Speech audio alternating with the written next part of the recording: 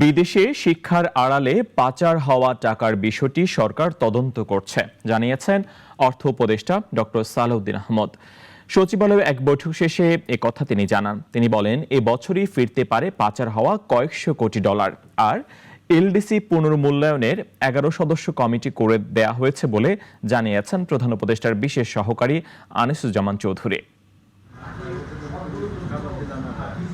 অর্থ মন্ত্রণালয়ের second in কমান্ডের দায়িত্ব পাওয়ার পর সচিবালয়ে প্রথম কর্মদিবসে সাংবাদিকদের মুখোমুখি হন প্রধান উপদেষ্টার বিশেষ সহকারী ডক্টর আনিসুজ্জামান চৌধুরী।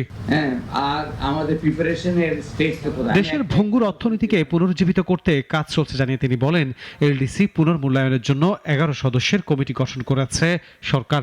আমরা আমাদের কাজের প্রায়োরিটি, আমি জাস্ট দুটো সেক্টর বললাম যে আপনারা বুঝতে পারেন যে খুব সহজ না এই যে রিজার্ভ মোবিলাইজেশন, আমাদের নিজস্ব ক্যাপিটাল মার্কেট এখানে ডেভেলপ করতে হবে। আমাদের যে উন্নতি হয়েছে, আমাদের অর্থনীতি, আমাদের প্রত্যেকের আয় বেড়েছে, আমরা যেটা বলতে পারছি, আমরা মিডল ইনকাম চলে গেছি, তাহলে তো আমাদের তো রেভিনিউ বিষয় হওয়া উচিত ছিল। এদিকে সচিবালয় সরকারি ক্রয় সংক্রান্ত উপদেষ্টা পরিষদ কমিটির বৈঠক শেষে অর্থ উপদেষ্টা ডক্টর সালেউদ্দিন আহমেদ বলেন, এবছরের মধ্যে পাচার হওয়া কয়েকশো কোটি ডলার ফিরিয়ে আনা সম্ভব। এইখানে কতগুলো আপনার আইনি পদক্ষেপ আছে, আবার সেই আইনগুলো আবার বৈদেশিক বিদেশের সাথে জড়িত।